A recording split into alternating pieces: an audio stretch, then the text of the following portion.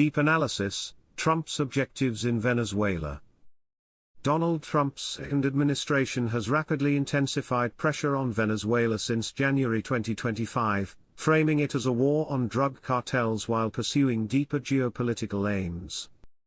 On the surface, the rhetoric centers on Nicolás Maduro's alleged complicity in narco-trafficking, with U.S. actions including naval interdictions, the termination of temporary protected status, TPS, for over 300,000 Venezuelan migrants, and the abrupt cancellation of diplomatic outreach in early October 2025. However, a closer examination reveals a multifaceted strategy rooted in economic dominance, hemispheric security, and countering rival powers. Trump's explicit statements during his 2024 campaign, admitting a desire for Venezuela's collapse to seize its oil reserves, provide a candid lens into his priorities, echoing his first-term maximum pressure campaign of sanctions and recognition of opposition leader Juan Guaido. At its core, Trump seeks regime change to install a compliant government that aligns with U.S. interests. Venezuela holds the world's largest proven oil reserves, over 300 billion barrels, and Maduro's socialist policies have redirected exports toward China and Russia, eroding U.S. leverage in global energy markets.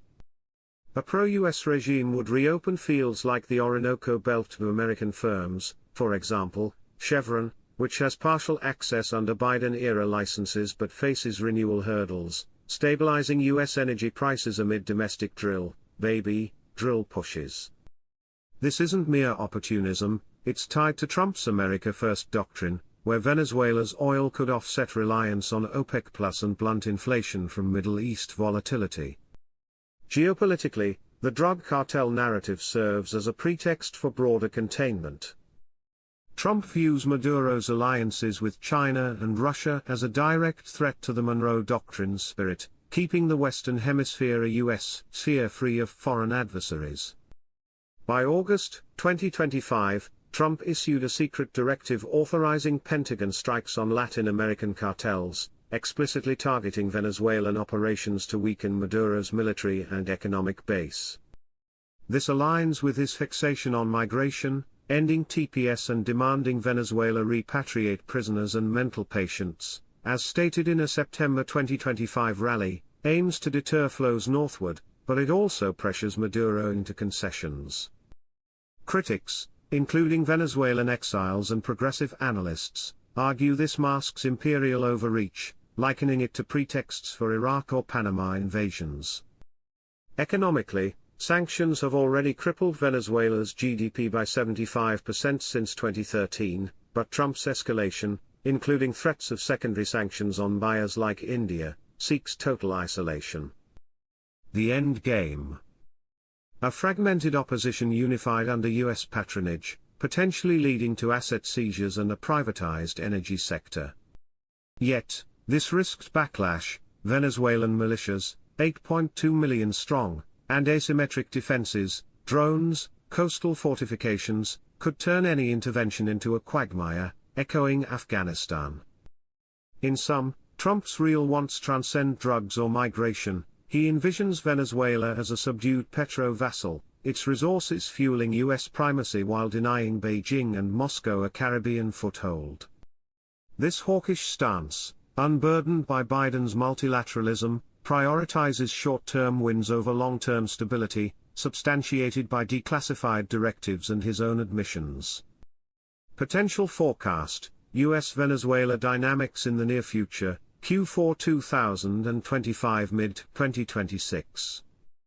Forecasting hinges on volatile variables, U.S. domestic politics, Venezuelan resilience, and global distractions, but current trajectories point to escalation with a 30 to 40% probability of limited military conflict by November 2025, per aggregated expert assessments. In a high escalation scenario, which carries about a 35% probability, key triggers could include failed cartel interdictions provoking Venezuelan retaliation, such as an embassy false flag as claimed by Maduro, or Trump seeking a midterm boost via tough-on-crime optics. Under these conditions, the U.S. might launch drone or missile strikes on cartel sites inside Venezuela, killing dozens and sparking militia clashes, with Maduro declaring armed conflict and activating defenses. Sanctions would tighten further, halting oil exports and surging the humanitarian exodus, where 7.9 million already need aid. This could unfold in Q4 2025 with initial strikes, leading to a stalemate by 2026 that includes a US naval blockade. A more likely diplomatic standoff scenario, at around 50% probability, might arise from congressional pushback, such as a war powers resolution, or an OPEC+ oil glut cooling aggression, potentially with Venezuela offering cosmetic cartel concessions. In this case, frozen talks could resume sporadically, with the US deporting over 100,000 Venezuelans and worsening border chaos, while Maduro consolidates power via Russia and China aid. There would be no regime change, but US firms might gain limited oil access through humanitarian deals, stretching ongoing into mid-2026 with incremental sanctions relief if Maduro steps down. Finally, a de-escalation or unlikely breakthrough scenario, with only a 15% probability, could stem from back-channel mediation via Brazil or Qatar, or Trump pivoting to a China trade war. This might result in partial TPS reinstatement and joint anti-cartel operations, allowing Maduro to survive but weakened, opening the door to opposition elections, potentially by early 2026 if a global recession forces energy cooperation. Overall, relations deteriorate toward a Cold War footing, with US warships patrolling the Caribbean and Venezuela fortifying borders. Success for Trump would mean Maduro's ouster without full invasion, for example, via internal coup, but failure risks a Vietnam-like drain on US resources, estimated at $50 to $100 billion annually. Venezuelan FME Van Gil's September assurance of no conflict seeking belies preparations for hybrid warfare, tilting odds toward prolonged tension. China, and Russia's potential intervention. China and Russia, Venezuela's lifelines since 2014, providing $60+ billion in loans/oil prepays, are pivotal wildcards but constrained by their own priorities. For China, a non-military intervention is likely at a 70% probability. Beijing's $19 billion investment in Venezuelan oil secures discounted crude, 15% of imports, but exposure is waning, defaults have soured ties, and Venezuela isn't fully in BRI/BRICS orbits. Xi Jinping's May 2025 pledge of firm support signals diplomatic cover, UN vetoes, anti-sanction rhetoric, but direct aid would be economic, fresh loans or firm investments, for example, August 2025's $10 billion refinery deal. Military involvement. Unlikely at just a 10% chance, China avoids overseas bases in the Americas to evade US encirclement, prioritizing Taiwan and South China Sea. If strikes occur, expect cyber/economic retaliation against US assets, not boots on ground.